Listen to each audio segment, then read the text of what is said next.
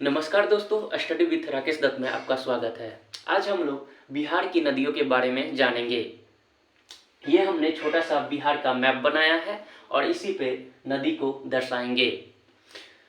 आप लोगों के पास एटलस का बुक होगा, यदि नहीं है तो आप लोग एटलस का बुक खरीद लेंगे, क्योंकि एटलस बुक के बिना आप भूगोल नहीं पढ़ सकते हैं। इसलिए मैं आशा करता हूँ कि आप लोग एटलस का बुक खरीद लेंगे। तो चलिए देखते हैं बिहार की नदियों को। बिहार की नदियों को दो भागों में विभाजित किया गया है, उत्तर बिहार की नदी और दक्षिण बिहार की नदी। उत्तर बिहार की नदियाँ हिमालय से आती है और दक्षिण बिहार की नदियाँ दक्षिणी पठार से आती है। चलिए देखते हैं गंगा नदी को। गंगा नदी गंगोत्री हिमालय से निकलती है और इसका नामकरण उत्तराखंड में देवप्रयाग में जब अलकनंदा और भागीरथी का संगम होता है तो वहाँ से गंगा नदी कहलाती है। उत्तराखंड से यह उत्तर प्रदेश में प्रवेश करती है और उत्तर प्रदेश के गाजीपुर जिले में, बिहार के बक्सर जिले और गाजीपुर जिले को सीमा निर्धारित करते हुए यह भोजपुर जिला, पटना, वैशाली, समस्तीपुर, बेगूसराय, लखीसराय, खगड़िया, मुंगेर, भागलपुर एवं कटिहार होते हुए फिर झारखंड के साहिबगंज होते हुए पश्चिम बंगाल में प्रवेश करती है और यह फिर पश्चिम बंगाल में दो शाखा में विभाजित होती है। उसके बाद यह बंगाल की खाड़ी में गिर जाती है। आप लोग याद रखिएगा कि गंगा नदी बिहार के 12 जिलों से होकर गुजरती है।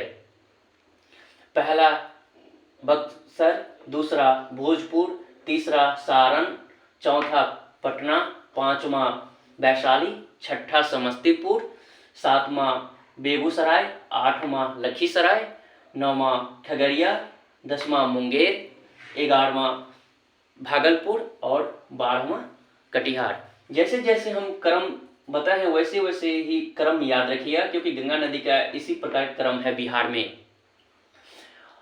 और गंगा नदी की कुल लंबाई 2525 किलोमीटर है और बिहार में इसकी लंबाई 445 किलोमीटर है, जिसमें से गंगा की पटना जिले में सर्वाधिक लंबाई है 99 किलोमीटर। उसके बाद भागलपुर जिले में 97 किलोमीटर। क्योंकि एक बार बीपीएससी प्री में क्वेश्चन पूछा है कि गंगा नदी की बिहार में सर्वाधिक लंबाई किस जिले में है, तो आंसर होगा पटना जिले में 99 किलोमीटर। उसके बाद हम देखेंगे कि घाघरा नदी तिब्बत से निकलती है और यह उत्तर प्रदेश होते हुए बिहार के, यह ऐसे आती है उत्तर प्रदेश होते हुए और बिहार के सिवान जिले में बिहार और उत्तर प्रदेश की सीमा निर्धारित करते हुए यह फिर सारण जिले में छपरा के पास आके गंगा नदी में मिल जाती है। घाघरा नदी की एक सहायक नदी है राप्ती नदी। ऐसे जो यहाँ पे गोरखपुर है, गोरखपुर के में ही गोरखनाथ मंदिर है और इसी गोरखनाथ मंदिर के कुछ दूर हट के यह राप्ती नदी आती है और यह घाघरा नदी में मिल जाती है। घाघरा नदी की लंबाई 1080 किलोमीटर है। उसके बाद हम देखेंगे गंडक नदी नेपाल से निकलती है और यह नदी बिहार के पश्चिमी चंपारण में भैंसालोटन के पास प्रवेश करती है और यह पूर्वी चंपारण, गोपालगंज, मुजफ्फरपुर होते हुए वैशाली के हाजीपुर में गंगा नदी में मिल जाती है। गंडक नदी की कुल लंबाई गंडक नदी की टोटल लंबाई 680 किलोमीटर है और यह गंडक नदी को नेपाल में शालिग्राम के नाम से भी जानते हैं। और यह गंडक नदी बिहार के और उत्तर प्रदेश का सीमा भी निर्धारित करती है पश्चिमी चंपारण और कुशीनगर जिले में। उत्तर प्रदेश का कुशीनगर जिला है। तो गंडक नदी के बारे में याद रखिएगा। गंडक नदी के बाद हम देखेंगे बूढ़ी गंडक नदी। बूढ़ी गंडक नदी का उद्गम स्थल बिहार के पश्चिमी चंपारण में सोमेश्वर पहाड़ी है। यहाँ पे सोमेश्वर पहाड़ी से बूढ़ी गंडक निकलती है और यह पूर्वी चंपारण पर होते हुए, मुजफ्फरपुर होते हुए, समस्तीपुर होते हुए, दरभंगा होते हुए, यह बेगूसराय में होते हुए यह खगड़िया में गंगा नदी से मिल जाती है। बूढ़ी गंडक की कुल लंबाई 320 किलोमीटर है और इसके बिहार में भी 320 किलोमीटर ही बहती है। उसके बाद हम देखेंगे बागमती नदी। बागमती नदी का उद्गम स्थल महाभारत श्रेणी में होती है और यह नेपाल से होते हुए बिहार के सीतामढ़ी जिले में प्रवेश करती है और सीतामढ़ी होते हुए यह मुजफ्फरपुर, दरभंगा, बेगूसराय होते हुए, खगड़िया होते हुए, बेगूसराय में नहीं जाती है, यह दरभंगा होते हुए, खगड़िया होते हुए यह कमला नदी में मिल जाती है।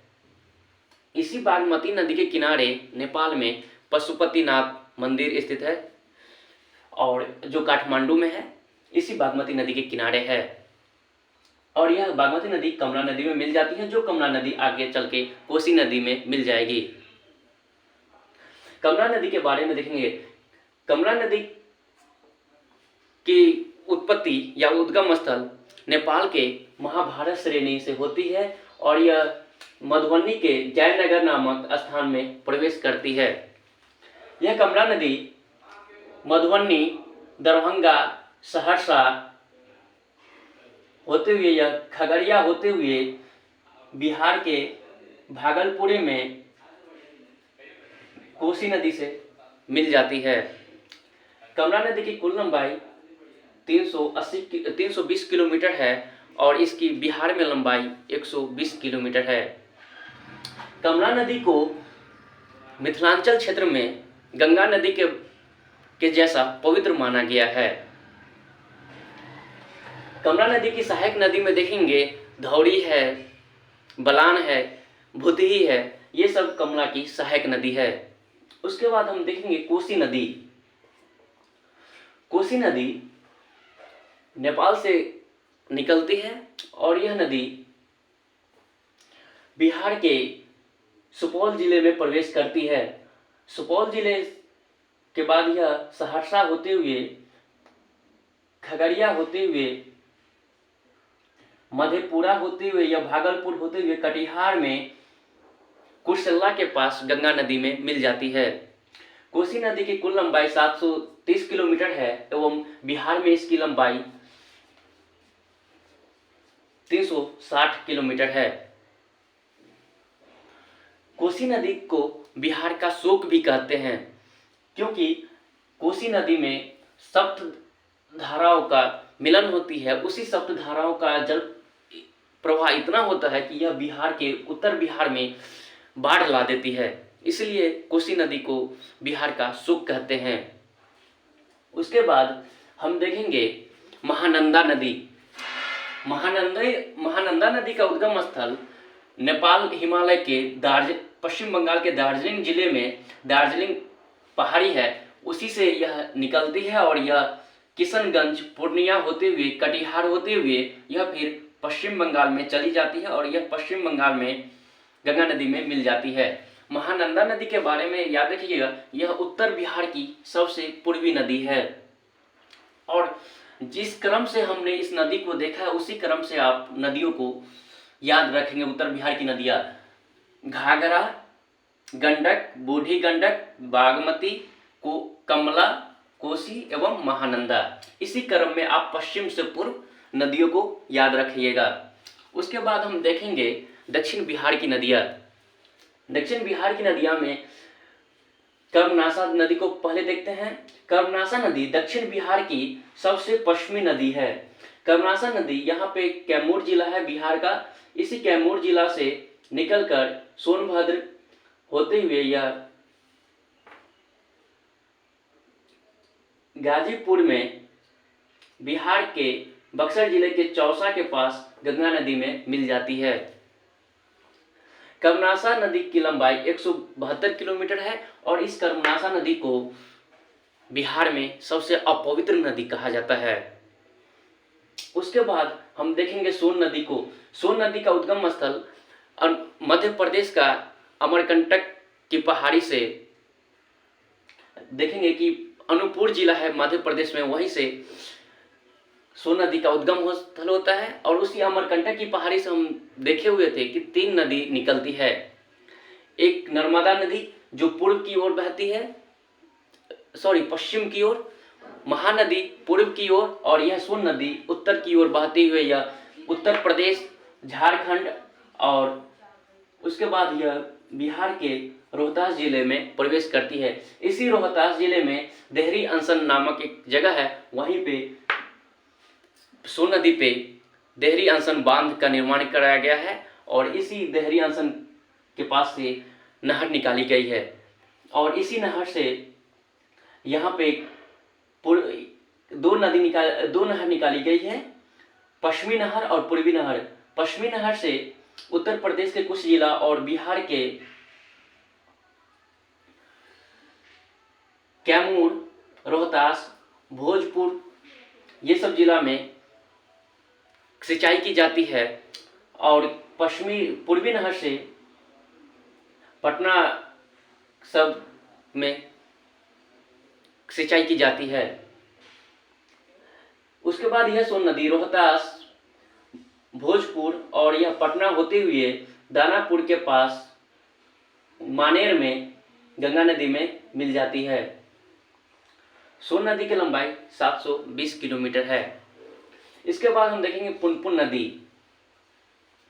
पुनपुन नदी झारखंड के पलामू जिले से निकलकर बिहार के औरंगाबाद जिले में प्रवेश करती है और यह औरंगाबाद होते हुए, गया होते हुए, जहानाबाद होते हुए यह फिर पटना में प्रवेश करती है और यह पटना में फतुहा के पास गंगा नदी में मिल जाती है। फल्गु नदी के बारे में देखते हैं। फल्गु नदी बिहार के गया में उद्गम होता है। उसके बाद यह गया होते हुए, साहेबगंज होते हुए यह फिर पुन में मिल जाती है। फल्गु नदी की एक सहायक नदी है निरंजना, इसे ही निरंजना नदी भी कहते हैं, जो निरंजना नदी झारखंड से आती है।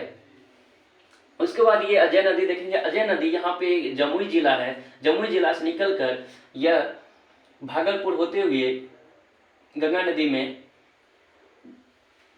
झारखंड और पश्चिम बंगाल के पास जाकर यह गंगा नदी में मिल जाती है। और हमने जो इस नदी का क्रम बताया है, उसी प्रकार आप नदियों का पश्चिम से पूर्व, दक्षिण बिहार की नदियों का क्रम याद रखिएगा और उत्तर में भी नदियों को क्रम वाइज याद रखिएगा।